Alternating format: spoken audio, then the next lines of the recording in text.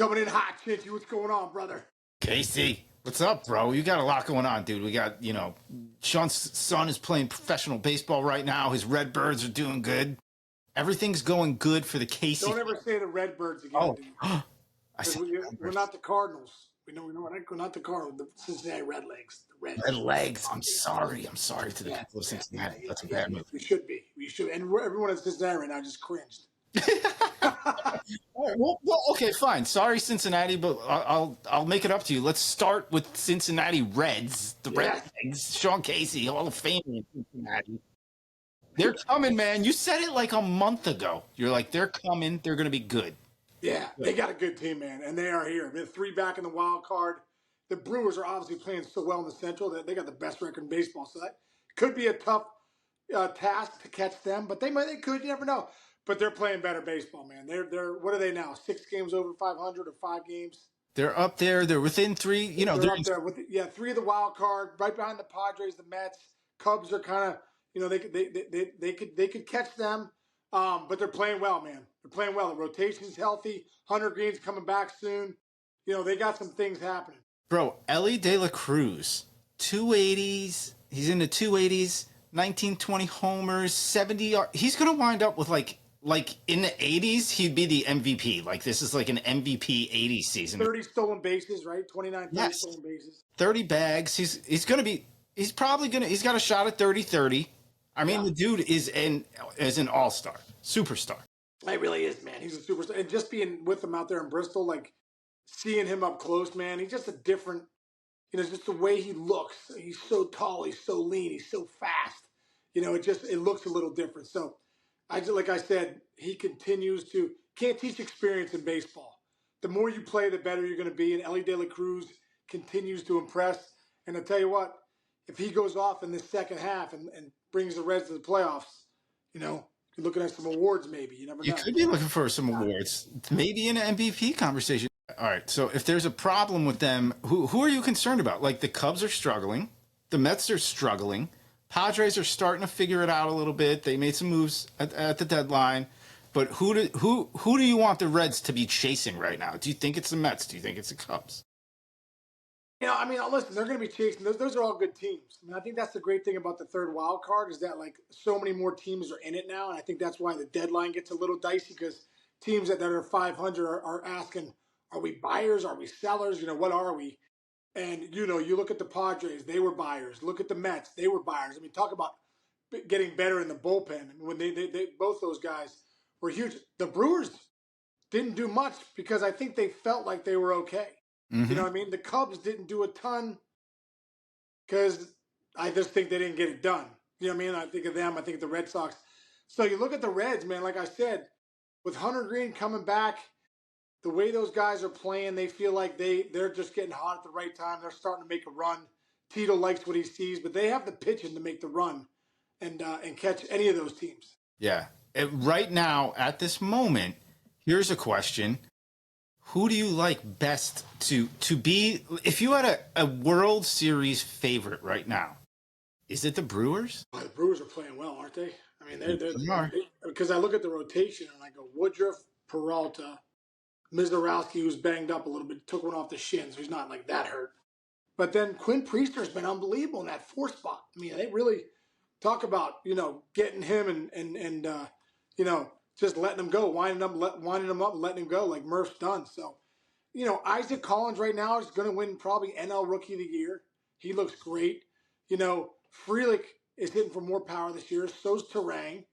Yelich is, doing Yelich things, really playing good baseball. Andrew Vaughn's been on, top of things. So it's a good team, man. It's a really good team, and it's going to be fun. And you know what? They let Devin Williams go.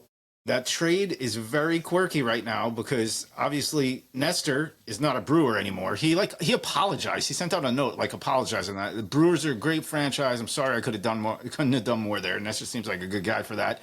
Third baseman kid is getting some run and playing, and he plays a little shortstop for them. But they get rid of Devin Williams, who is now pretty much out of the closer role for the Yankees. So that's interesting. Is he?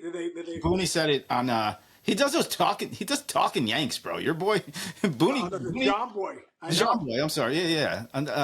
So he said it. He's like, now it's like kind of like a field thing for the Yankees. They got to. No, I bet you it's Bednar. Okay. Bednar was one of the best closers in the game. I mean, they basically went and got Duvall, who's been legit lights out. But Bednar had really been lights out since he came back from AAA for the Pirates and found that curveball. So I bet you it's Bednar slides in to be the closer. There you go. Now, meanwhile, there's another team in the National League that we should start hyping up a little bit more, and it's the Philadelphia Phillies. And I'm going to go, they have MVP type guys on there, right? They got Trey Turner. They got Bryce Harper. Dude, when Kyle Shwarber comes to the plate, he has become the must-see TV guy. Like, he's the guy. He's like the Sammy Sosa right now in Major League Baseball. He really is. He really is, Chinch. You're right. I think Kyle Schwarber is one of the best players. He is one of the best players in baseball. Not I think. His numbers suggest it in the last – how about this Phillies contract, too? 4 years, $70 million. You got one of the best run producers the last 40 years. I know he's had like almost 40 home runs every year. Dude, I'm gonna give you a stat right now. So he joins the Phillies, right? You get a 4-year deal. What do you get? You want production out of a guy you give a lot of money to? 22, 46 homers. 23, 47 homers. 24, only 38 homers. Guess what? He's got 38 now. And he's got 40. Oh, 40. He hit 2, and with Grand State, he's got. Oh my God, that's right. I missed those stats. He's got 40 home runs, dude. 40 homers, 90 and 96 stakes. We're not even in. We're just starting August. It is unbelievable, dude. Last year. I got to see a lot of like Mets Phillies games in person. Every time he came to the plate, I was expecting him to hit a home run. I went to one Yankee game this year with my brother playing the Phillies. He hit 2 bombs. One of them was like 600 miles per hour line drive. The other one a moonshot. And it's amazing, dude. Think about his career. You really like worked in baseball like as an analyst for his entire evolution. So like talk about that. Well, dude, when he came out the gates 2015. Remember he hit that home run against the Pirates. Arrieta was pitching. He hits that bomb into the river, Monongahela River. Like, man, this guy Schwarber's incredible, right? Right out of Indiana, was the best hitter in the draft then. And dude, he's really evolved, and I think him with Kevin Long is a great marriage. He went over to the Nationals, raked there, went to the Red Sox, then got the big deal with the Phillies. He's done nothing but get better, too, Chinch. His kryptonite for a while there was he can't hit lefties. Well, he wasn't playing against them. He was platooning at times, right? Now all of a sudden, dude, he's one of the best in the game, left on left. He crushes lefties now. He's closing in on 1,000 OPS. This guy is not just a home run hitter. This guy's one of the best hitters in the game. He'll go to left center. He'll go dead center. He'll go to right center. I mean, he hit one in Colorado this year off the 3rd deck. Like, it's light power. And dude, he's just got great hands. Watch his waggle on his hands. Right before he hits, it's like waggle, wham! And I think that's why he's so nasty, because he waits and does such a great job of using his eye-hand coordination to drive the ball, let the ball travel, especially sometimes on that lefty slider. He stays in there and bam, he'll go to left center way back. It's been impressive. And, dude, there's nobody better in the game as a teammate than Kyle Shwarber. Kyle Shwarber is #1 teammate in the big leagues. Everybody knows it. Dave Dombrowski knew it. The brass, Middleton knew it. Everyone knew it when they brought over Kyle Shwarber. Not only are we getting one of the best power hitters and hitters in the game, we're getting one of the best human beings, one of the best people. Comes from great stock. His parents, wonderful, wonderful people. Just an unbelievable guy, and he's the leader in that clubhouse. Who did he grow up with on a baseball field, right? Anthony Rizzo, right? Papa, what's his name? The catcher. David Ross. That team, yes. Right. That matters too, bro. It matters who your guys are. It matters.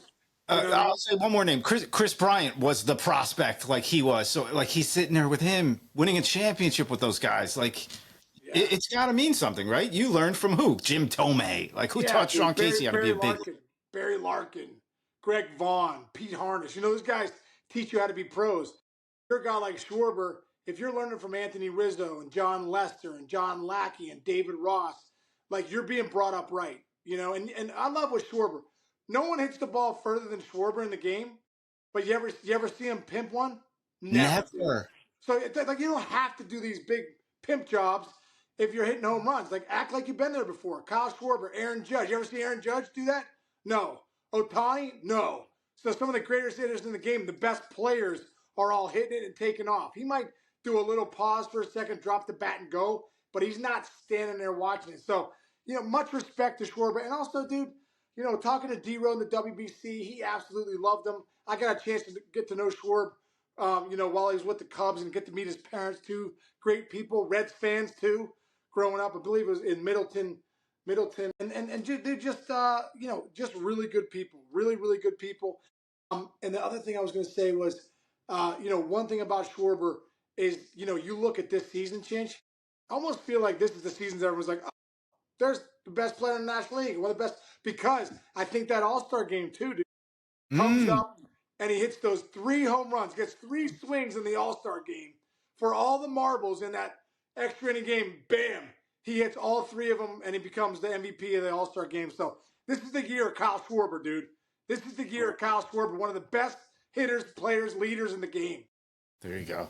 I love it, dude. No, there's not much more to say. Dude, he has 9. You're right. He's got 40 and 94. Slugging 593, 974 OPS. Yeah. Let me ask you one more question about him, and just as a hitter, a general hitter. Again, he came up and he was one of the guys where they were like, oh, he's a contact guy. He's going to be that guy that, he's going to win batting titles. He made the adjustments to become a power hitter. And now, remember, in the last 10 years, everybody's like, oh, you need to hit the ball in the air, hit for power. Why has he been able to say, you know what, I am the power hitter? I think of kind of remember Curtis Granderson became a power hitter and it served him? He became a 40-homer guy. I think, no offense to Curtis, I think Schwarber's a better hitter than Curtis Granderson. Oh, there's no doubt. And Granny had a great career, but Schwarber's a better hitter. Schwarber always had that power, though, Chance. I think you learned to harness it. You learned to take shots. You learned to hit lefties.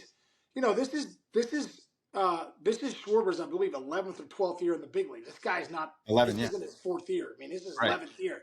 That's a long time to be in the show and to continue to put up the numbers that he's putting up. I mean, it's really impressive. So, as a hitter, the work that he's put in to evolve. I just think the reason he's gone to another level is because he's hitting lefties like a power hitting righties hitting them. You can't pitch to him now. He's a major problem in so many facets, and he walks.